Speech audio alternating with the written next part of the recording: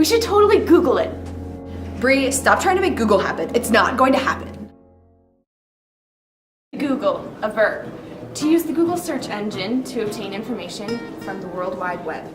This new verb was officially added to the Oxford English Dictionary in 2006, but was used commonly as far back as 2002, when it was named the most useful word of the year.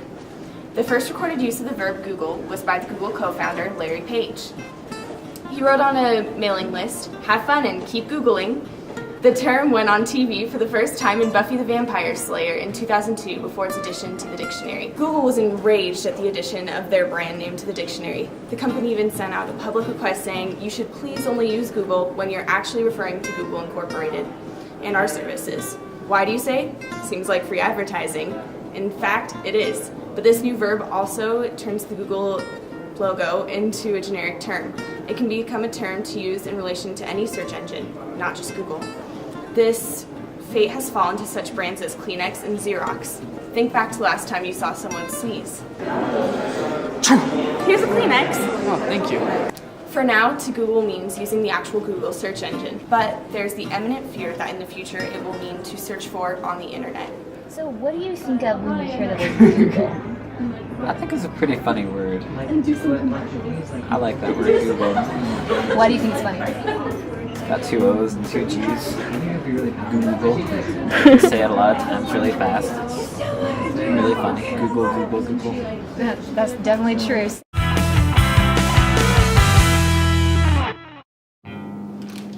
Candy grams! 4 for you, Google. You go, Google. And none for Bing.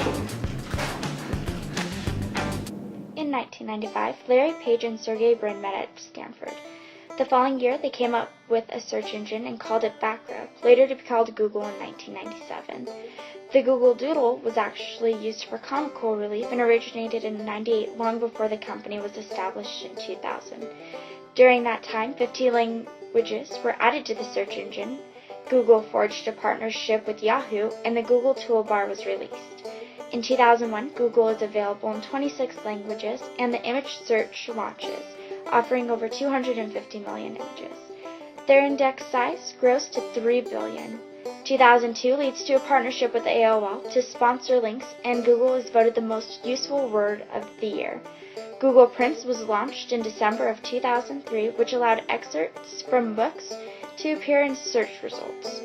In February 2004, Google's search index hit 6 billion, and in November of that year reaches 8 billion. Google Maps went live the beginning of the next year, and in April it features satellite views and directions.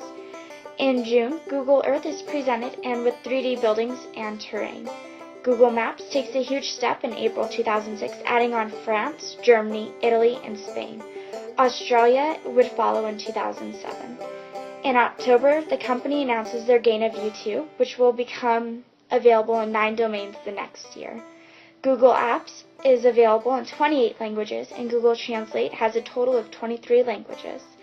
And in April of that year, a new version of Google Earth is released, with Street View and 12 more languages added. September 2008, Google Chrome is announced.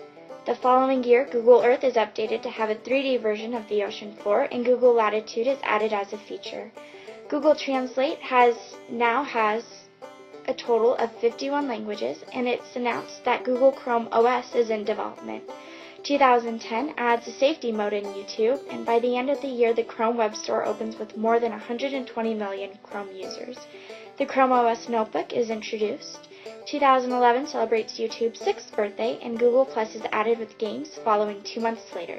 For recent news of Google, the company is still improving and adding a lot of cool features to their apps, and they are constantly adding brand new ideas. The term Google derives from a mathematical term, Google, G-O-O-G-O-L, that is used for the number represented by the numeral 1 followed by 100 zeros.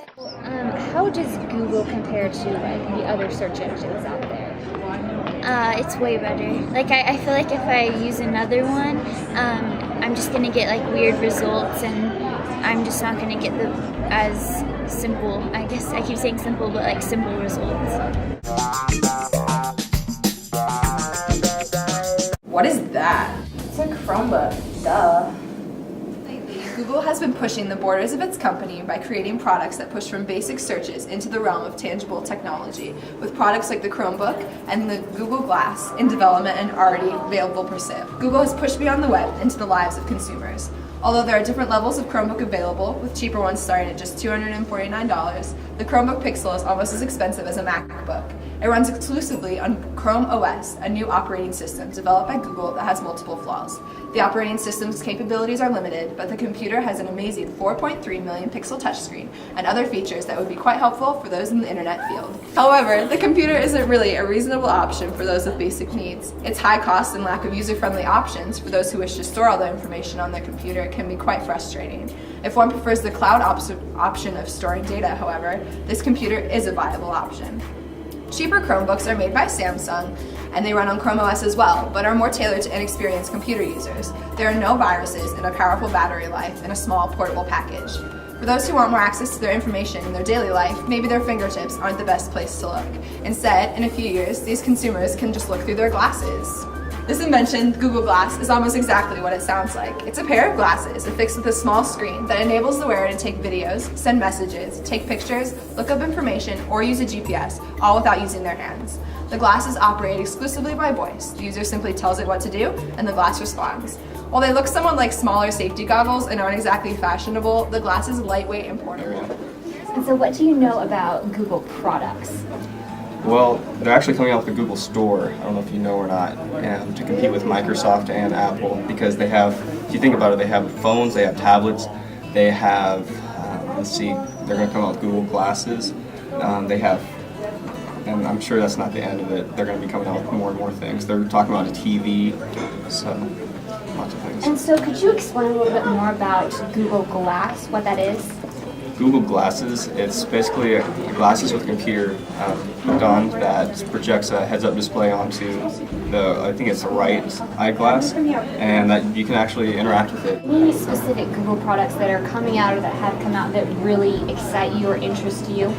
Okay, well you got the Google Glasses, and I believe that they're coming out with an Apple TV type, or not Apple TV, Google TV type deal, where you can stream and do a lot of cool stuff like Apple TV, but it just hasn't hit really hard yet.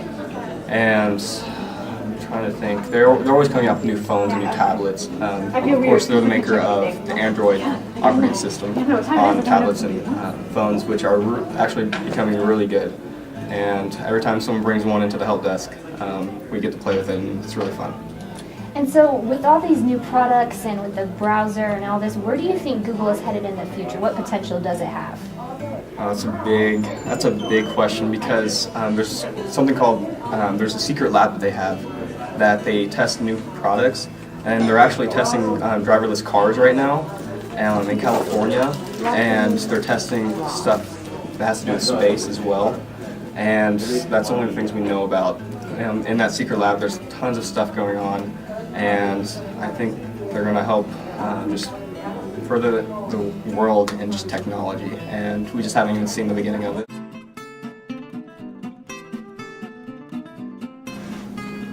Google came to be in 1997, changing the way we perceive the internet for good. Google has become such a common phrase, and the search engine is a timeless tool.